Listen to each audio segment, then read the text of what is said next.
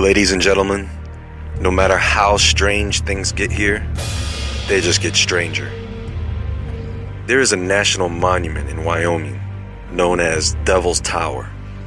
Now, this is a rock, a very old rock, and it is the only one of its massive size in the area, surrounded by trees. At first glance, this looks like a mountain or just a large mass of rock left behind after erosion. Now, this wouldn't seem strange except for that this rock has a shape that is eerily similar to that of a tree stump. And if you think that's crazy, there are many more of these around the world. So the only question that remains, if a structure like this is an ancient tree stump, then who the hell cut it down?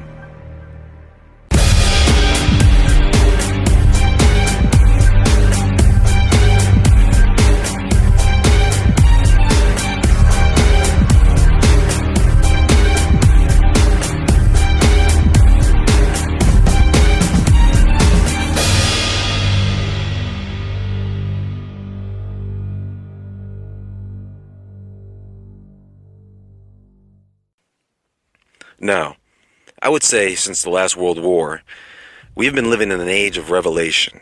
What I mean is, the knowledge about the true world we live in is coming to light. Most of us would agree that the world millions of years ago, maybe even only thousands of years ago, was a very, very different place. And in order for this to make sense, we're going to have to go back pre-flood. Think about this. How bad of a place does the earth have to be in order for God to say, nope, that's it, I'm wiping everything out and starting over from scratch? I mean, what did the angels and men do to this place? And their children, by God, the Nephilim? What do you think they did to this place while they were here? I can only assume that they terraformed our planet into a total wasteland.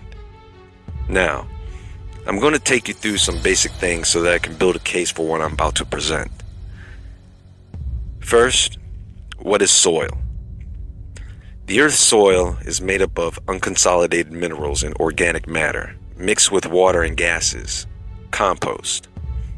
It is the layer of skin on the Earth in which vegetation can grow. Are you with me so far? Don't worry, this will all make sense in a moment. Next, we have rock or stone. Now, there are three basic types of rock: igneous, sedimentary, and metamorphic. Igneous rock is formed by the cooling of magma, either within the earth or on the surface as volcanic rock. This can be formed from several minerals and makes up a great deal of the earth's crust. Sedimentary rock is basically settled minerals deposited as bedding after weathering and erosion. This is normally found in layers.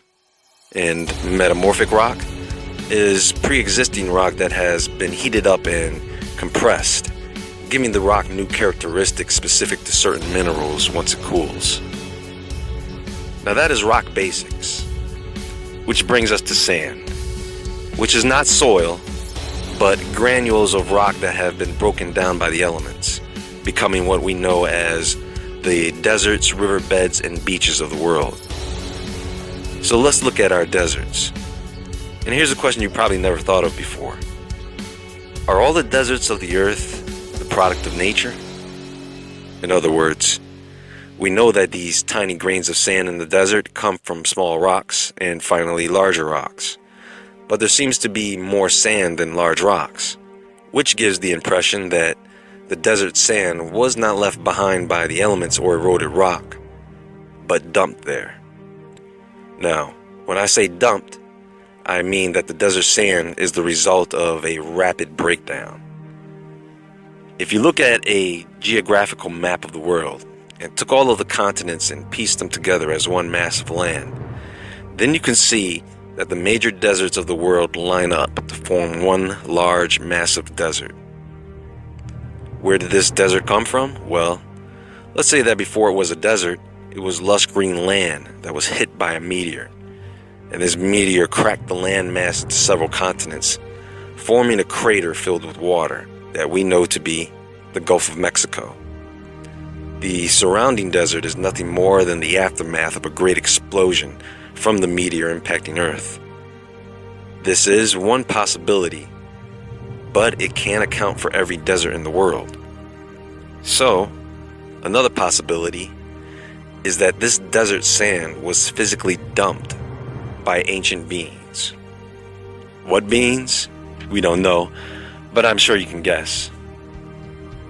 You see, a quarry is an open pit or site where minerals, rock, stone, sand, gravel have been excavated or mined using heavy machinery. They are man-made. But what makes them significant is that the quarry walls have a strong resemblance to the mountain ranges and canyons on our planet. What if I told you that the Grand Canyon is not a natural land formation, but that it was dug out? It's just a long hole that was left after massive mining. Now, keep in mind that when you dig a hole, you have to put the dirt somewhere. Could it be that something like a volcano is nothing more than a large burning landfill? Or maybe deserts are nothing more than the dumping ground for quarry waste. Now, the reason I bring all of these things up, the soil, the rocks, the deserts, quarries, is to begin to paint a picture and show that the earth we live in is a deliberately terraformed, gigantic desert wasteland compared to when it started out. And also, that all the soil, compost, and desert sand around the world may be in great part the remains or debris of ancient giant trees. So now that we got all the science crap out the way, let's get into the good stuff. Now here's the theory, plain and simple. Around our planet, there are hundreds of land masses known as mesas. This is an isolated hill with a flat top and very steep sides. And some believe that these mesas are actually ancient giant tree stumps.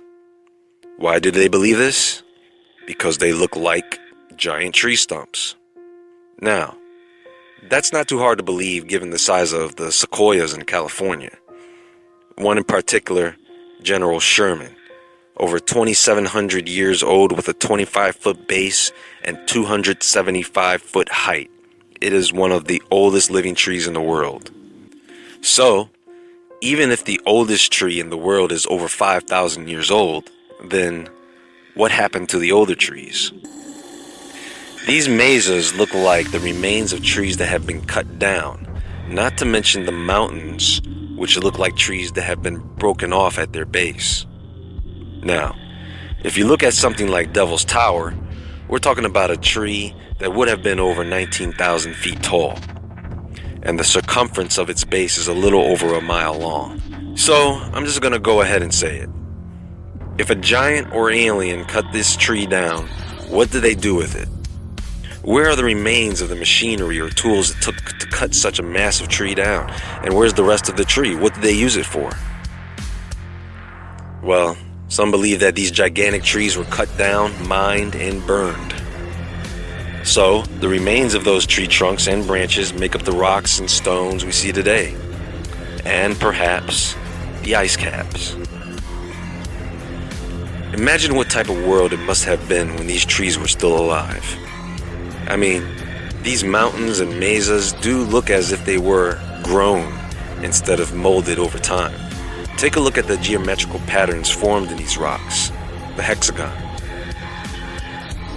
These hexagonal patterns occur in nature and are found all over our planet as the cross-section fibers of these ancient stumps that are everywhere.